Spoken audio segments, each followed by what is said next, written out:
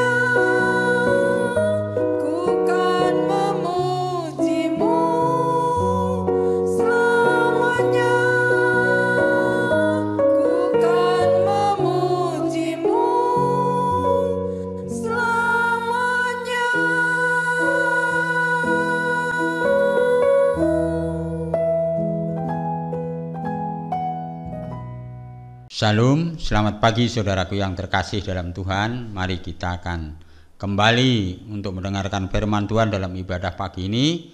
Kami merasa sukacita bersama dengan saudara meskipun melalui online ini, tapi tidak mengurangi kehadiran Tuhan di dalam kehidupan kita sebagai orang percaya. Namun sebelumnya, mari kita akan berdoa lebih dahulu supaya firman Tuhan ini diberi pencerahan melalui Roh Kudus.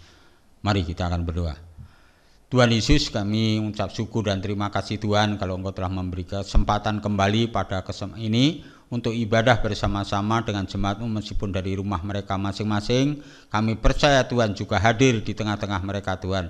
Pada saat ini Tuhan kami ingin mendengarkan sabda-Mu, karena kami tahu sabda-Mu inilah yang memberikan kekuatan, penghiburan dan pengharapan di dalam kehidupan kami.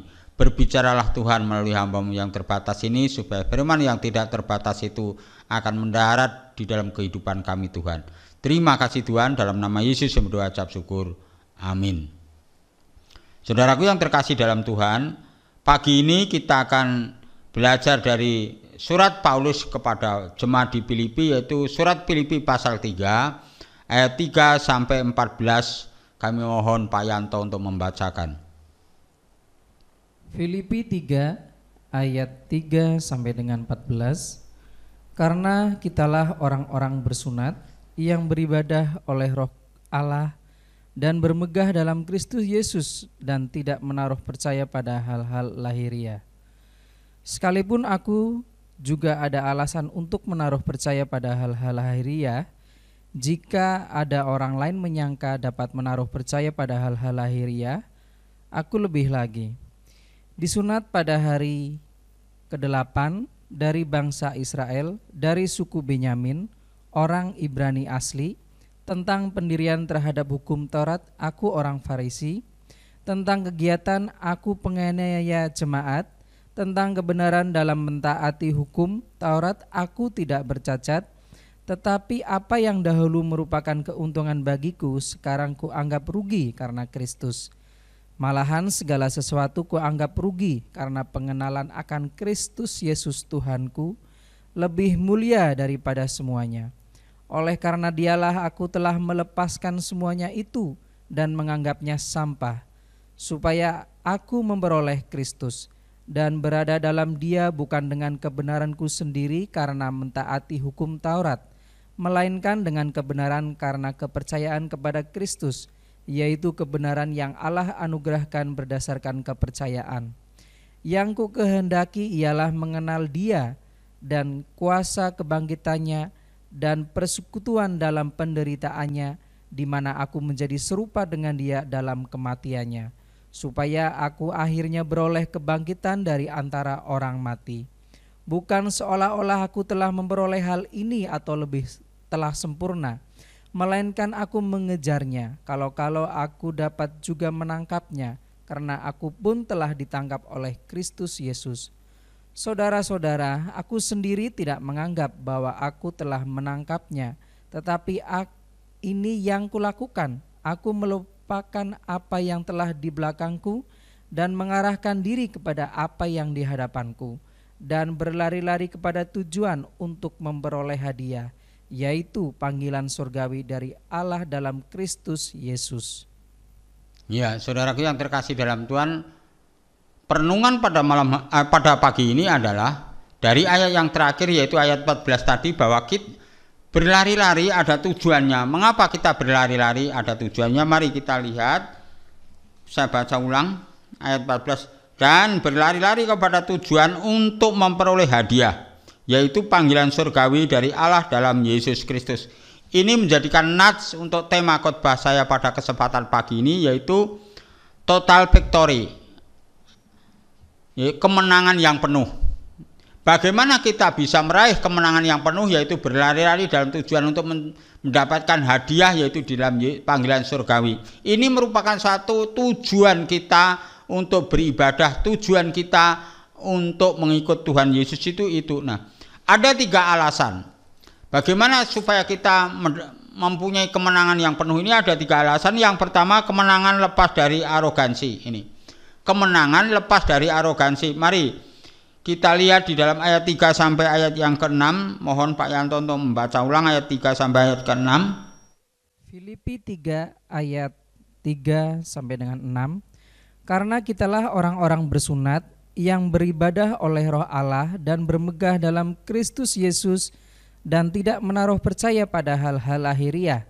Sekalipun aku juga ada alasan untuk menaruh percaya pada hal-hal lahiriah, jika ada orang lain menyangka dapat menaruh percaya pada hal-hal lahiriah, aku lebih lagi. Disunat pada hari ke-8 dari bangsa Israel, dari suku Benyamin, orang Ibrani asli, tentang pendirian terhadap hukum Taurat, aku orang Farisi. Itu adalah kesaksian daripada Paulus. Paulus adalah bisa dia sombong secara hidupnya di dunia, tetapi dia merasa lepas kesombongan dari dunia. Karena apa? Lepas dari arogansi atau sombong. Dia tidak sombong. Karena apa? Dia menjabarkan dia latar belakangnya seperti itu, orang penganiaya, orang yang taat dengan hukum Taurat, bahkan melebihi daripada orang Farisi. Tetapi dia itu bukan menjadikan satu hal kesombongan dia, justru dia melihat itu merupakan sampah. Kalau di dalam tulisan yang lain, apakah sombong itu? Sombong yaitu itu. Gambaran sombong itu begini. Orang merasa sebenarnya kecil tapi merasa besar, ya. Jadi apa sombong itu seperti itu, yaitu sebenarnya orangnya kecil tapi merasa besar, merasa ini dan sebagainya, itu adalah sombong. Dan yang kedua adalah alasan untuk lepas dari arogansi, itu lepas daripada arogansi rohani, kesombongan rohani. Banyak sekarang terjadi kesombongan rohani. Kalau dia bisa melakukan hal yang seperti itu, ibadah yang seperti beda dengan yang lain, merasa dia lebih rohani dan sebagainya. Padahal itu bukan menjadi indikator di hadapan Tuhan bahwa itu adalah orang rohani. Tetapi kita perlu waspada kalau kita terjerumus atau terseret oleh aliran-aliran yang seperti itu, supaya kita hati-hati di dalam kehidupan kita sebagai yaitu sebagai orang percaya. Yang lain adalah apa? Lepas daripada kesombongan kesuksesan. Banyak orang yang sukses itu menjadi sombong, menjadi lupa pada Tuhan. Pada waktu dulu dia belum sukses, masih ya dalam keadaan susah dan sebagainya. Setelah Tuhan memberkati, membuka, mereka lupa pada Tuhan sehingga dia tidak mau lagi untuk melayani Tuhan dan sebagainya, sehingga dia tidak perlu dengan Tuhan dan sebagainya. Nah, inilah yang perlu kita sikapi bersama-sama. Jangan sampai nanti kita mendapatkan kesuksesan, keberhasilan, kita lupa kepada Tuhan. Inilah yang Paulus menyatakan seperti itu. Dia orang yang pandai dalam ilmu keagamaan. Dia adalah orang yang sangat luar biasa, tetapi itu bukan menjadikan suatu kesombongan bagi dia, bukan menjadi satu keberhasilannya dia, tapi justru itu merupakan suatu kelengkapan untuk bagaimana mencapai satu panggilan surgawi. Yang lainnya adalah lepas dari kekayaan. Ya. Sebenarnya Paulus artinya dia tidak menginginkan tentang harta atau kekayaan di muka bumi ini. Tetap Paulus itu dibutuhkan, tetapi itu bukan tujuan prioritasnya. Prioritasnya adalah apa? Kekayaannya apa? Apa yang disampaikan kepada orang lain, dia mengenal Yesus sebagai Tuhan dan Juru Selamat, itu merupakan kekayaan yang diharapkan oleh Paulus dalam kehidupannya. Bahkan yang terakhir, Paulus adalah menyatakan lepas dari kehebatan dari dirinya sendiri. Dia tidak merasa hebat, dia tidak merasa yang boleh dikatakan lebih daripada yang lain, tidak. Justru dia merendahkan diri setelah mengenal Tuhan Yesus dengan luar biasa. Inilah yang menjadikan kita sebagai orang percaya. Maka dari itu kita perlu belajar yang pertama supaya kemenangan itu penuh terjadi dalam kehidupan kita apa? Kita harus melepaskan arogansi dalam kehidupan di dunia ini.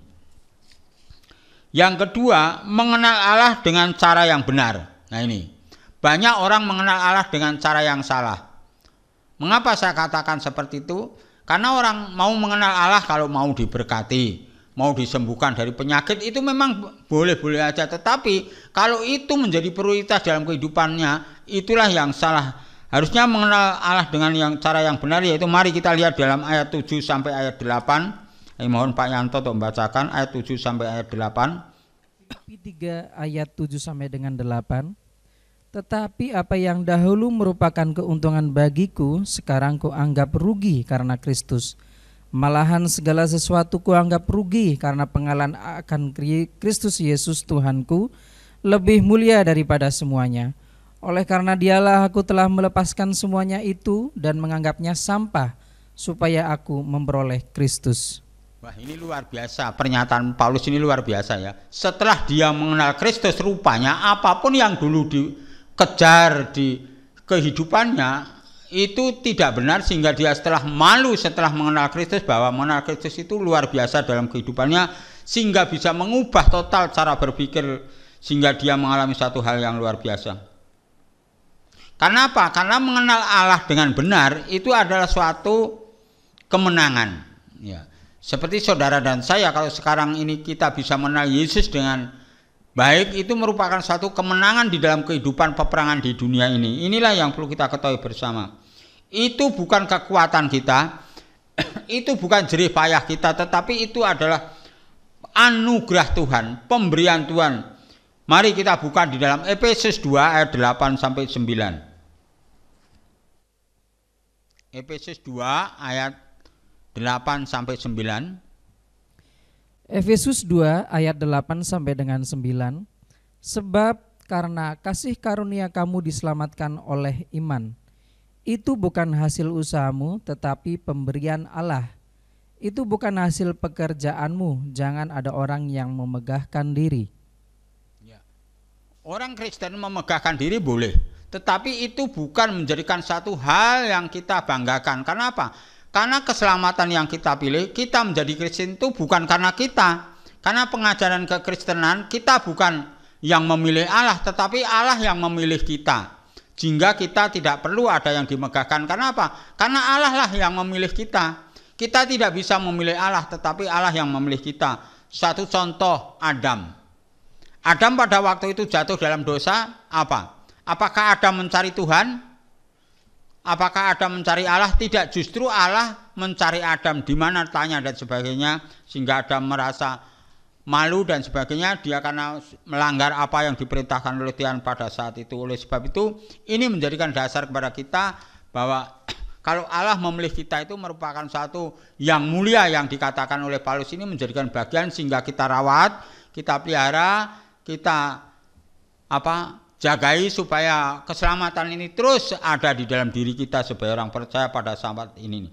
Itulah poin yang kedua, mengenal Allah dengan cara yang benar, yaitu dengan melalui bagaimana, karena Allah yang memilih kita ini, kita punya tanggung jawab untuk memelihara keselamatan di dalam kehidupan kita. Poin yang ketiga, supaya kita memiliki kemenangan yang penuh adalah perubahan fokus hidup. Kalau yang pertama tadi adalah kemenangan lepas dari arogansi atau kesombongan-kesombongan. Yang kedua, harus mengenal Allah dengan benar. Yang ketiga adalah ada perubahan fokus hidup kita.